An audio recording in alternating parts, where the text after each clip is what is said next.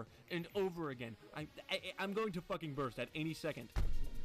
Finally.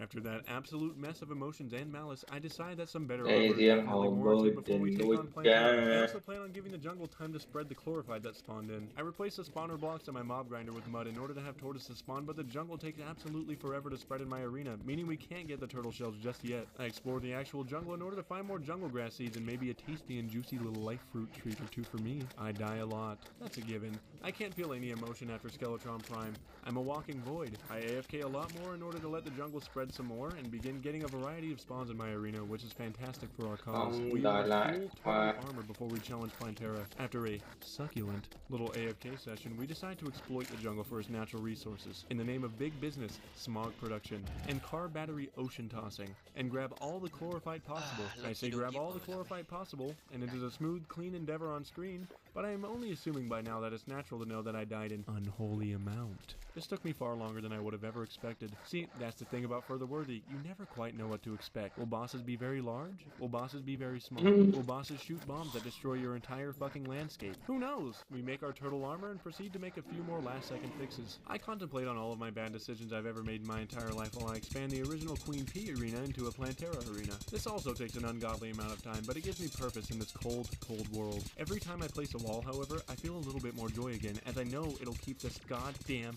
pestilence of an infestation of moss hornets at bay. I absolutely despise the underground jungle, and making safe little spots such as this make me feel again. But this feeling is very short-lived, as these next few ass whoopings will surely numb me to any warm and accepting sensations of my later years. My future wife will surely leave me for someone more emotionally capable down the road, but we aren't worried about that right now. We're worried about a different woman, a leaf woman, with sharp teeth, Plantera. We feel awful ballsy and decide grabbing our potions and summoning her right up is the best choice. That was our last fucking mistake, as you'll see how this unfolds. This phase really isn't anything but a tedious little task. Lại đến cả wiper nữa. What the until she goes into her next phase. It was around this moment where I realized that this is the scariest fucking thing I have ever seen in my entire life. I expected what anyone would expect in a Further Worthy Plantera battle. Perhaps an increase in speed and size in the second phase, perhaps more tentacles, and more damage resistance. What I did not expect, however, is for Plantera to start having a fucking seizure in my arena. She vibrated her way towards me. I wet myself immediately. We die in little to no time at all, with not even a glimmer of a chance during the end of that battle. I decide that the second phase is too large, too fast, and absolutely Em ơi hay lắm it is a solid runway, or in my case, a fallway, in order to evade the terror of the second phase. We bomb our way all the way through the underground jungle to have a long vertical tunnel to glide down and shoot at Seizure McGee from.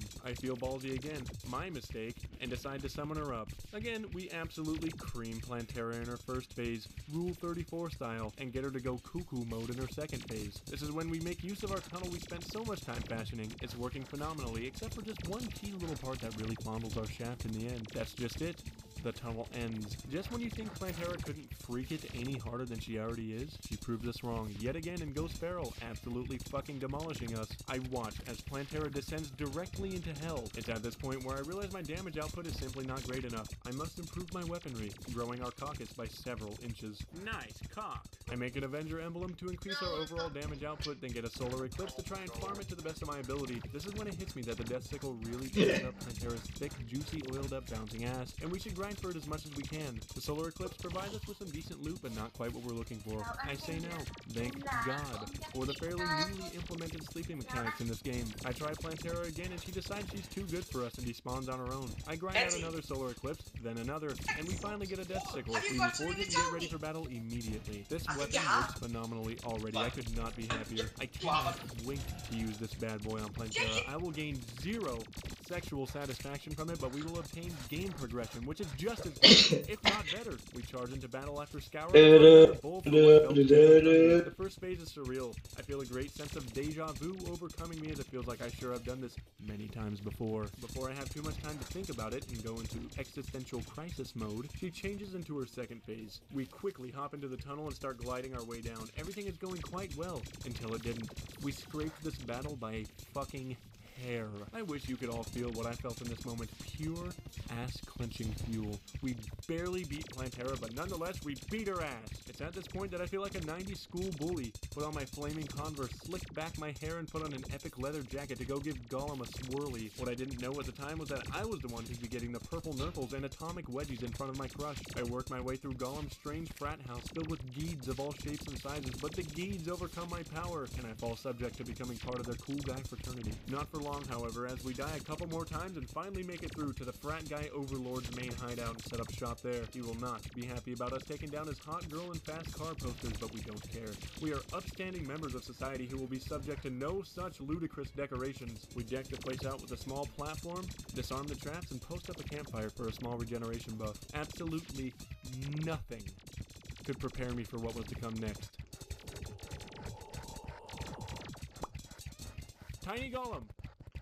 I am panicking. I do not know what to do at this point. He is fast, angry, and deadly, but he is so goddamn small and little that I don't know what to do with myself. He is surely a funky little Chào man. anh, I try my hardest, but I am unbelievably disgruntled at a small little baby man's stature. Ladies and gentlemen, this is how I got my life handed to me by a small infant. I am in disbelief. What just happened? Why is he so little? Where did he even come from? Why does he hit so hard? Many questions keep piling on that'll keep going unanswered through the process of playing for the worthy. I decide we need a new weapon. One that can combat an infant. What is a better baby killer than vampires? I spruce up our mob grinder to get a whole bunch of ichor and maybe even a crimson key to give us the old slap and tickle combo. The abortionator has been acquired. We march right back into Gollum's former frat house to take what's ours. We potion up, then summon that little shit again to put him in timeout and take away his toys. We absolutely when I'm low, game progression in front of the movie is much like finding love for the first time, but probably better. We make our beetle armor to keep our fragile little body safe, then walk straight up to the potentially racist cool kid club to make acquaintance with the lunatic cultist. By make acquaintance, I mean absolutely fucking prolapse. I'm sitting here dodging attacks like some type of goddamn simpleton, when I realize we can literally just stand still and eat his pathetic attacks. He is nothing to us. He is beneath us, and he deserves to know it. Oh yeah, baby, it's pillar time. Any Terrarian's favorite experience in the game. I go for the Stardust pillar first in order to have a minion beside me.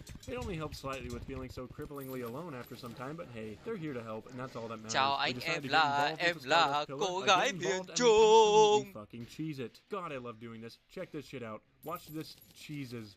You like that? You like that shit? Me too.